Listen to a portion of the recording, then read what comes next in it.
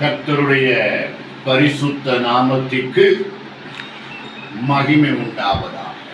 அல்லேலூயா, அல்லேலூயா. இன்று தியானத்துக்கு எடுத்துக் கொள்ளப்பட்ட வேத பகுதி ரோமர் 1ஆம் அதிகாரம் 4-5 வசனங்கள்.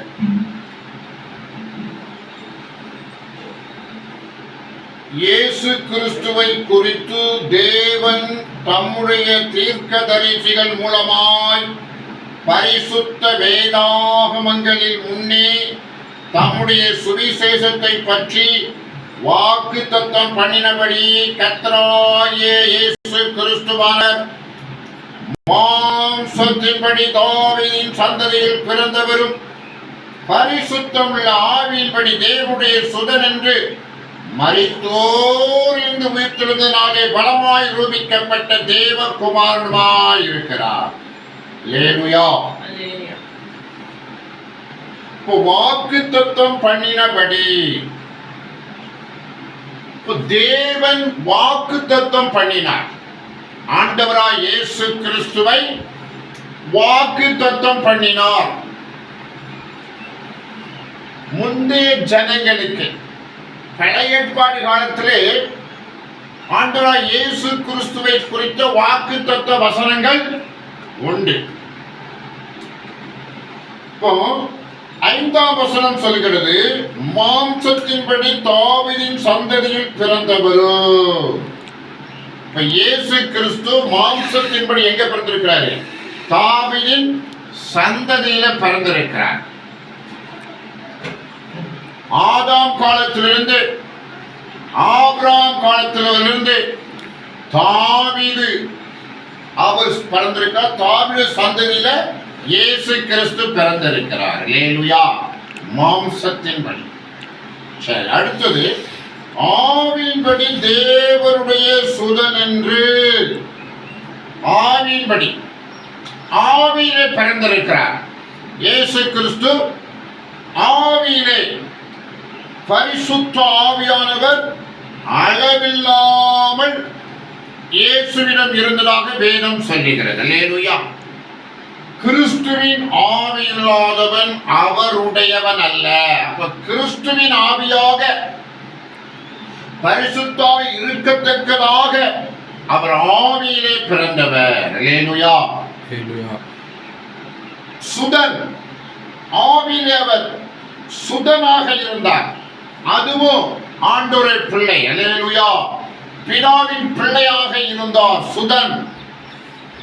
அடுத்தாய் பார்க்கும் பொழுது மரித்தோரிலிருந்து உயிர்த்தெழுந்ததினாலே பலமாய் ரூபிக்கப்பட்ட தேவகுமாரனுமாய் இருக்கிறார். மரித்தோரிலிருந்து ஆண்டவராய் இயேசு கிறிஸ்து உயிர்த்தெழுந்தார்.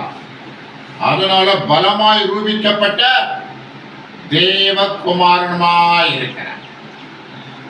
மரித்தோர்ந்த தேவன். அப்ப இயேசு எழுந்திருக்கிறார். இப்ப பலமான ஒரு சாட்சி, பலமாய் ரூபிக்கப்பட்ட நிரூபிக்கப்பட்ட தேவகுமாரனாய் இயேசு கிறிஸ்து இருக்கிறார். அப்ப ஆண்டவராய் இயேசு கிறிஸ்துவை பற்றி அறிகிற அறிவில் நம்ம வளரணும். வளர்ந்தாதான் ரட்சிப்புல பூர்ணப்பட முடியும். அல்லேலூயா. அடுத்ததாக 1 கொரிந்தியர்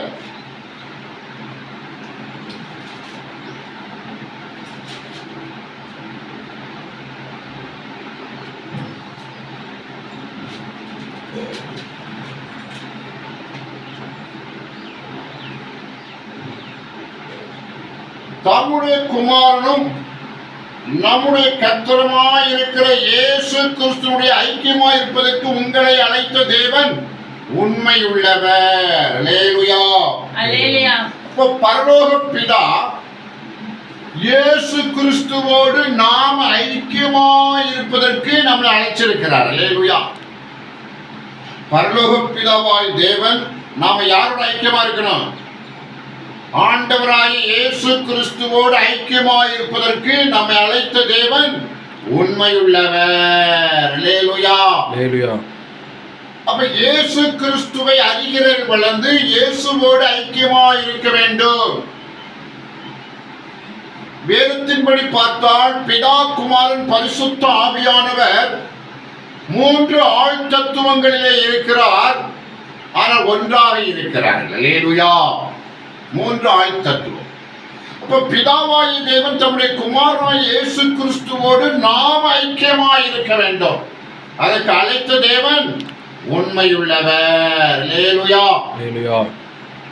ஆண்டவரை துதிச்சு, இயேசுவை துதிச்சு, அவரை வேதவசனத்தை கற்று, அவருக்கு பிரியமா இருந்து, அவருக்கு அன்பா இருந்து பரலோக பிதாவை கனப்படுத்தணும், பரலோக பிதாவை மேன்மைப்படுத்தணும். அவரும் துதிக்கு பாத்திரமான தேவன். அல்லேலூயா. இதுதான் கிறிஸ்தவம். அல்லேலூயா. அப்ப ஐக்கியமா இருப்பதற்கு கர்த்தர் நம்மளை அழைத்த தேவன் உண்மையுள்ளவர். அல்லேலூயா. அடுத்ததாக வேதவசனத்துல பார்க்கிற பொழுது எபிரேயர்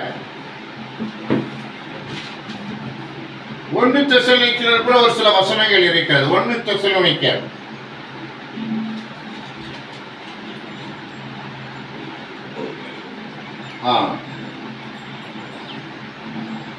5-6 வசனங்கள். தேவன் ஒருவரே, தேவனுக்கும் மனுஷருக்கும் மத்தியஸ்தரும் ஒருவரே, எல்லாரையும் மீட்கும் பொருளாக தம்மை ஒப்புக்கொடுத்த மனுஷனாகி கிறிஸ்து இயேசு அவரே. இதற்குரிய சாட்சி ஏற்ற காலங்கள் விளங்கி வருகிறது. இப்ப தேவன் ஒருவர், தேவனுக்கும் மனுஷருக்கும் மத்தியஸ்தர் ஒருவர், அவர்தான் இயேசு கிறிஸ்து. அவரை குறித்து வேதம் சொல்லுகிறது, எல்லாரையும் மீட்கும் பொருளாக தம்மை ஒப்பு கொடுத்த மனுஷனாகிய கிறிஸ்து இயேசு அவரே. எல்லாரையும் மீட்கும் பொருளாக, உலகத்தில் இருக்கிற எல்லா ஜனங்களையும் மீட்பதற்கு பரலோக பிதா இயேசு கிறிஸ்து அனுப்பினார். அந்த இயேசு கிறிஸ்து மனுஷருக்கும் தேவனுக்கும் மத்தியஸ்தராய் இருக்கிறார். அல்லேலூயா. எல்லாரையும் மீட்கும் பொருளாக, மனித குலமாய் எல்லாரையும் மீட்க வேண்டும், ரட்சிக்க வேண்டும், அவர்களுக்கு ஜீவனை கொடுக்க வேண்டும், அவர்களுக்காக இரத்தத்தை சிந்த வேண்டும், உலகத்தில் எல்லா ஜனங்களுக்காக எல்லா ஜனங்களையும் மீட்க வேண்டும். அல்லேலூயா. அப்ப அதுக்கு ஒத்துழைப்பு கொடுக்கிற ஜனங்கள் தான் ஆண்டவரோடு ஐக்கியப்பட முடியும். ஆண்டவர் வசனத்தை கேட்டு இயேசு கிறிஸ்துவை அறிந்து அவரோடு ஐக்கியமாக இருந்து அவருடைய இரத்தத்தினாலே பாவ மன்னிப்பை பெற்று அவர் மூலமாக பிதாவோடு ஐக்கியமாக இருப்பதற்கு நம்மை அழைத்த தேவன் உண்மையுள்ளவர். அல்லேலூயா. அப்ப எல்லா மனுஷரையும் மீட்கும் பொருளாக தம்மை கொடுத்திருக்கிறார். இப்ப மனுஷனுடைய கடமை என்ன? ஆண்டவர் இயேசு கிறிஸ்துவை சொந்த ரட்சகராய் ஏற்று அவருக்கு பிரியமாய் வாழ்ந்து அவர் சொன்ன வசனத்தில் வாழ்ந்து அவரோடு ஐக்கியமாய் இருந்து பரலோக பிதாவிடம் போக வேண்டும். அல்லேலூயா. யோவான் சுவிசேஷத்தில் 14:6 சொல்லப்பட்டிருக்கு, நானே வழியும் சத்தியமும் ஜீவனுமாய் இருக்கிறேன், என்னால் எல்லாமே பிதாட்டு ஒத்துரும் வரான். அப்ப இயேசு கிறிஸ்து வழி, சத்தியம், ஜீவன். வேற வடக்க போடுமா, தெற்க போடுமா, கிழக்க போடுமா, மேற்க போடுமா, 8 திசைகளில் ஒன்றில் செல்ல வேண்டுமா என்பதல்ல. இயேசு சொன்ன வசனத்தின்படி வாழ்ந்தால் நாம பரலோக ராஜ்யத்துக்கு போகலாம். அல்லேலூயா. இயேசு மேல விசுவாசம் வைத்து அவர் சொன்ன காரியத்திலே நடந்து அவர் சொன்ன வசனத்தின்படி நடந்து அவருடைய இரத்தத்தினால் பாவ மன்னிப்பை பெற்று அவருக்கு சீசனாய் இருந்து, அல்லேலூயா, அவருக்கு பிரியமாய் இருந்தா நாம் பரலோக ராஜ்யத்துக்கு போகலாம். எந்த சூழ்நிலை, ஒருவேளை நம்ம சபையில இருக்கலாம், வீட்டுல இருக்கலாம், சொந்த பந்த அங்க போயிருக்கலாம், இல்ல சுற்றுலாவுக்கு போயிருக்கலாம், இல்ல தொழில் நிமித்தமா பிரயாணம் பண்ணி இருக்கலாம், இல்ல நண்பர்களோடு போயிருக்கலாம். நீ எங்க போனாலும் உனக்கு வழி இயேசுதான். அல்லேலூயா. நீ இயேசுவின் வழியிலே நடக்கணும், இயேசு சொன்ன உபதேசத்துல நடக்கணும்.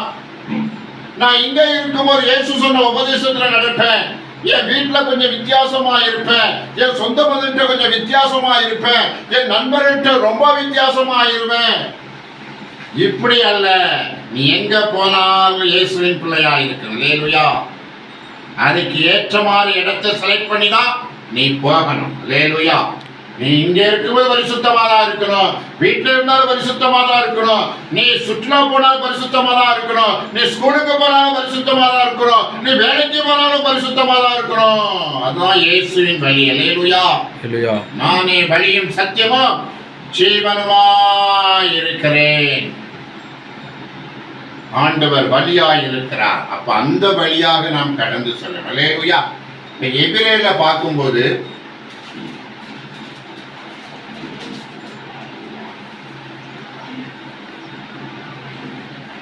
ஒன்றிலிருந்து ஒன்றாவது ஒரு சில வார்த்தைகள், பூர்வ காலங்களில் பங்கு பங்காகவும் வகை வகையாகவும் தீர்க்கதரிசி மூலமாய் பிதாக்களுக்கு திருவுளம் பற்றின தேவன் இந்த கடைசி நாட்களில் குமாரன் மூலமாய் நமக்கு திருவுளம் பற்றினார். இவரை சர்வத்திற்கும் சுதந்திரவாளியை நியமித்தார். இவரை கொண்டு உலகங்களையும் உண்டாக்கினார். அல்லேலூயா. அப்போ பூர்வ காலத்துல பங்கு பங்காக வகை வகையாக தீர்க்கதரிசி மூலமாக பிதாக்களுக்கு திருவுளம் பற்றினார். அல்லேலூயா. அப்ப தம்முடைய கருத்துக்களையும் தம்முடைய உண்மைகளையும் தீர்க்கதரிசி மூலமாய் சொல்லி ஜனங்களை நேர்வழிப்படுத்துகிற ஒரு பணியை பரலோக பிதா செய்தார். ஏகப்பட்ட தீர்க்கதரிசிகளை அனுப்பினார். அல்லேலூயா. மோசையை கொண்டு 5 ஆகமங்களை தயார் பண்ணி ஜனங்களுக்கு போதித்து ஆசரிப்பு கூடாரத்தை நியமித்து மாம்சத்தான அந்த எகிப்து அடிமைத்தனத்தை விடுதலை பண்ணி ஆவிக்குரிய விடுதலை கொடுக்க வேண்டும் என்று அவர்களை வனாந்திரத்திலே நடத்தி கொண்டு வந்த கர்த்தர் தீர்க்கதரிசி மூலமாக, மோசே தீர்க்கதரிசி மூலமாக ஆசரிப்பு கூடாரத்தை ஏற்படுத்தி பலியிடுதலை ஏற்படுத்தி இப்படி ஜனங்கள் தங்கள் பாவங்களுக்காக பலியிட வேண்டும், அந்த இரத்தத்தினாலே உங்கள் பாவங்கள் மன்னிக்கப்படும் என்று அறிவிக்கப்பட்டது. அல்லேலூயா. இப்படி உண்மைகள் ஏன்னா பழைய ஏற்பாடு பலியிடுதல், மிருகங்களை பலியிடுத பழக்க வழக்கம் பழைய ஏற்பாடு முடிந்து விட்டது. புதிய ஏற்பாடு இயேசு கிறிஸ்து பலியானதாக அது சர்வத்துக்கும் எல்லாவற்றுக்கும் ஏற்றதான ஒரு பலியாய் காணப்பட்டது. எல்லா மனிதனுடைய கடந்து சென்ற மனிதனுடைய நீங்கள் வாழ்கின்ற மனிதர்கள் வரப்போற பிறக்க போற பிள்ளைகள் இவர்கள் எல்லாருமே பாவங்களை மன்னிக்கிறதுக்கு இயேசுவின் ரத்தம் போதுமானதாக இருக்கிறது. அல்லேலூயா. வல்லமை உள்ளதாக இருக்கிறது. பராக்கிரம் நிறைந்ததாக இருக்கிறது. அல்லேலூயா. அப்ப இந்த கடைசி நாட்கள் குமாரன் மூலமாய் நமக்கு திருவுளம் பற்றினார். இப்ப தீர்க்கதரிசி காலம் அல்ல. அல்லேலூயா. தீர்க்கதரிசியுடைய காலம் அல்ல, இது தேவகுமாரனுடைய காலம். தேவகுமாரன் திருவுளம் பற்றினார். இப்பொழுது அவர்தான் 1ஆம் நூற்றாண்டுல சீசரை ஏற்படுத்தி அந்த தேசத்தில் காணாமல் போன இஸ்ரேல் வீட்டாருக்கே உங்களை அனுப்புறேன்னு சொல்லி அந்த பகுதியை ஊழியம் செய்து தம்முடைய மகிமையை வெளிப்படுத்தி அங்கே ஜனங்களை ஏற்படுத்தி எவ்வளவு ஜனங்களை ஏற்படுத்தி அவர்களை கிறிஸ்தவர்களாக தேவனுடைய பிள்ளைகளாய் கர்த்தர் மாற்றினார். அல்லேலூயா. மனதுருமங்கள் பரலோக ராஜ்யம் சமீபமாயிருக்கிறது. அல்லேலூயா. அசுத்தாவியை துரத்துங்கள், நோய்களை சுகப்படுத்துங்கள், இலவசமாய் பெற்றீர்கள், இலவசமாய் கொடுங்கள். அல்லேலூயா. இதெல்லாம் சொல்லி அங்குள்ள ஜனங்களுக்கு பக்குவப்படுத்தி எவ்வளவு ஜனங்களை சீசர்களை கிறிஸ்தவர்களை ஆண்டவர் உண்டு பண்ணினார். அல்லேலூயா. இயேசு கிறிஸ்துவை பின்பற்றுகிறவர்கள் தான் கிறிஸ்தவர்கள். அல்லேலூயா. அப்ப இயேசுவின் சீசர்கள் அவர்களுக்கு தான் கிறிஸ்தவர்கள் என்று பெயர் உண்டாயிற்று. அல்லேலூயா. கர்த்தருக்கு ஸ்தோத்திரம். Praise the Lord. அப்போ ஆண்டவர் சொன்ன உபதேசம், மலை பிரசங்க உபதேசம், மற்ற எல்லா சூழலில் சொல்லப்பட்ட உபதேசம், அவருடைய உபதேசத்தை நாம கடைபிடிக்கணும். அவர் அநேகம் பேசினார். ஓமைகளால வாயை திறப்பேன் என்று சொன்ன தீர்க்கதரிசிபடியாக ஓமைகளால் ஜனங்கள்கிட்ட பேசி இப்படி ஜனங்களை பரலோக ராஜ்யத்துக்கு ஆயத்தப்படுத்தினார். அல்லேலூயா. இன்னைக்கு நம்ம தேசம் வரைக்கும் வந்து நமக்கு நாமும் அதே பணியை செய்யக்கூடிய கிருபையை பிதாவாகி தேவன் இயேசு கிறிஸ்து மூலமாய் நமக்கு தந்திருக்கிறார். அல்லேலூயா சொல்லுவோம். அல்லேலூயா. அல்லேலூயா. அல்லேலூயா. அல்லேலூயா. இவரை சர்வத்துக்கும் சுதந்திரவாளியாக நியமித்தார். பரலோக பிதா தம்முடைய குமாரன் இயேசு கிறிஸ்துவை சர்வத்துக்கும் சுதந்திரவாளி. அல்லேலூயா. சர்வத்துக்கும் சுதந்திரவாளி. எல்லாருக்கும் ஓனர் யாரு? இயேசு கிறிஸ்து தான். வானத்தில் எல்லா கிரகங்களுக்கும் இயேசு கிறிஸ்து தான் ஓனர். எல்லா மனிதர்களுக்கும் இயேசு கிறிஸ்து தான் ஓனர். எல்லா மிருக ஜீவராசிகளுக்கும் இயேசு கிறிஸ்து தான் ஓனர். அல்லேலூயா. அப்ப இயேசு கிறிஸ்துவை சர்வ சுதந்திரவாளியாக நியமித்தார். இவரை கொண்டு உலகங்களையும் உண்டாக்கினார். இவரை கொண்டு உலகத்தெல்லாம் ஆண்டவர் உண்டு பண்ணி இருக்கிறார். அப்ப இயேசு கிறிஸ்துவை மையமாச்சுதான் எல்லா காரியத்தையும் பிதாவாகி தேவன் செய்கிறார். அல்லேலூயா. இவரை கொண்டு உலகத்தை உண்டு பண்ணினார். உண்டாக கடவுது என்று ஆண்டவர் சொன்ன உடனே, பிதாவை சொன்ன உடனே எல்லா காரியம் உண்டாயிற்று. எல்லாவற்றையும் இந்த வேதத்தில் இன்னும் கொஞ்சம் ஆராய்ச்சி பண்ணி பார்த்தா, யோவான் 1:2 ஆதியிலே வார்த்தை இருந்தது, அந்த வார்த்தை தேவனிடத்திலிருந்து, அந்த வார்த்தை தேவனாய் இருந்தது. அந்த வார்த்தையை வச்சுதான் உலகத்தை உண்டாக்கினார். அவர்தான் இயேசு கிறிஸ்து. அல்லேலூயா. இயேசு கிறிஸ்து வார்த்தையாகிய கடவுள் என்று வேதம் சொல்லுகிறது. அவை இவரை வைத்து உலகத்தை உண்டாக்கினார். அல்லேலூயா. அப்போ இந்த புதிய ஏற்பாடு காலத்துல பிதாவாகிய தேவன் தம்முடைய உண்மை ரூபத்தை திட்டம் தெளிவாக வேதத்தில் எழுதி வைத்திருக்கிறார். இனி ஏகத்துவம் அல்ல, அது திரியேகத்துவம். அல்லேலூயா. இறுதி நிலை, ஆண்டவரின் இறுதி நிலை பிதா குமாரன் பரிசுத்தாவியாக ஆண்டவர் இருக்கிறார். அல்லேலூயா. தேவன் இருக்கிறார். இறுதி நிலை. பழைய ஏற்பாட்டின் நிலை இனி நமக்கு தேவையில்லை. கடைசியாக ஆண்டவர் உரைக்கிறதாவது பழைய காரியம் அல்ல, அது குப்பைக்கு கூட உதவாது. அல்லேலூயா. அது கடந்து வந்த பாதை. ஆண்டவர் கடந்து வந்த பாதையில் அங்கே இருக்கவில்லை, நிறைவான பாதையில் ஆண்டவர் இருக்கிறார். அல்லேலூயா. அந்த இடத்தை விட்டுட்டு இந்த ஸ்டேஜுக்கு வந்துட்டார். அல்லேலூயா.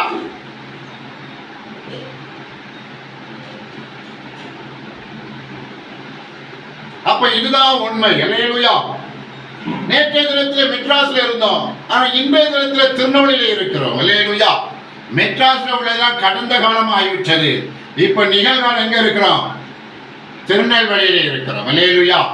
அது பிதாவாகிய தேவன் கடந்து வந்த பாதையிலே ஏகத்துவமாய் வெளிப்பட்ட காலம் போய் திரியேகத்துவமாக வெளிப்பட்டு தன்னுடைய எல்லா ரட்சிப்பின் திட்டங்களை ஜனங்களுக்கு முழுமையாக அறிவிக்கப்பட்டு விட்டது. அல்லேலூயா. இனி இந்த உண்மையை ஏற்றுக்கொண்டு ஆண்டவருக்கு பிரியமாய் வாழ வேண்டும் என்பதே நம்மேல் விழுந்த கடமையாய் இருக்கிறது. அல்லேலூயா. இவர் அவருடைய மகிமையின் பிரகாசமும் அவருடைய தன்மையில் சொருபமாய் இருந்து சர்வத்தையும் தம்முடைய வல்லமையுள்ள வஸ்திரத்தினால் தாங்குகிறவராய் தம்மை தாமே நம்முடைய பாவனைக்கும் சுத்திகரிப்பை உண்டு பண்ணி உணர்ந்துள்ள மகத்துவமானவருடைய வலது வாசத்தில் உட்கார்ந்தார். அல்லேலூயா. அவருடைய பிரகாசம், அவருடைய மகிமை, அவருடைய ரூபம், பிதாவுக்கு ஏற்ற மகிமை, இந்த காரியம் செய்து நமக்கு ரத்தத்தை சிந்தி நம்மளை சுத்திகரிப்பு பண்ணி நம்மளை பரிசுத்தப்படுத்தி அவர் பிதாவின் வலது பாதத்தில் வீற்றிருக்கிறார். எல்லா வேலையும் முடிச்சிட்டார். அல்லேலூயா. இனி பாவம் செய்த பாவரிக்கை பண்ணிட்டு ஆண்டவரை பின்பற்றி போயிட்டே இருக்கணும். அல்லேலூயா. எப்பெல்லாம் பாவரிக்கை பண்ண உங்களுக்கு தோணுது அப்பெல்லாம் பாவரிக்கை பண்ணிட்டு நாம குற்றமற்ற மனசாட்சியை பெற்றுக்கொண்டு ஆண்டவர் பின்னால் போயிட்டே இருக்கணும். அல்லேலூயா.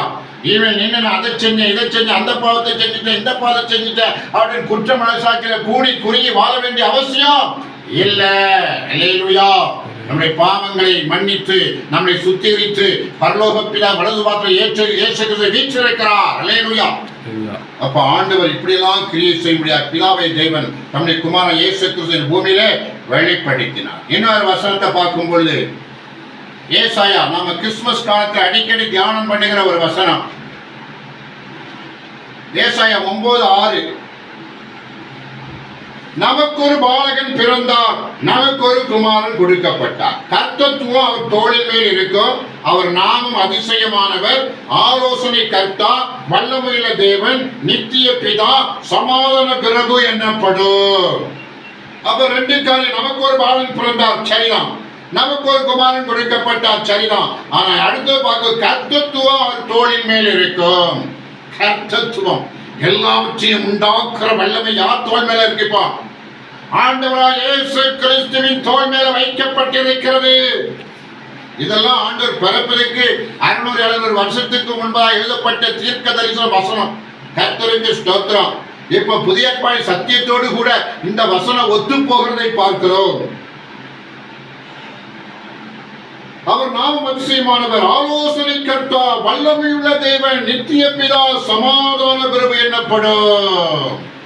சமாதான பிரபு என்னப்படும். பிதாவாகி தேவன் சொன்னாலும் குமாரனாய் இயேசு கிறிஸ்து சொன்னாலும் அங்கே பரிசுத்தாவே சொன்னாலும் மூன்றும் ஒன்று போல் இருக்கிறது. அல்லேலூயா. கர்த்தருக்கு ஸ்தோத்திரம். தம்முடைய மகிமையை கர்த்தர் தம்முடைய பூர்ண ரூபத்தை கர்த்தர் நமக்கு வெளிப்படுத்தி இருக்கிறார். இதான் இறுதி சத்தியம். அல்லேலூயா. இந்த இறுதி சத்தியத்துக்குள்ளதான் உலக ஜனங்கள் கொண்டு வரணும். இஸ்ரேல் ஜனங்களோ இஸ்லாமிய ஜனங்களோ அவர்கள் அரைகுறை பழைய ஏற்பாடு சத்தியத்தை வைத்திருக்கிறார்கள்.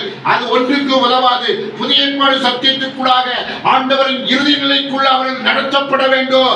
அப்பதான் அவனுக்கு பரலோக ராஜ்யம் இல்ல நரக ராஜ்யம் தான். இதுல எந்தவித மாற்றமும் இல்லவே இல்லை. அல்லேலூயா. கர்த்தத்துவம் அவர் தோளின் மேல் இருக்கும்.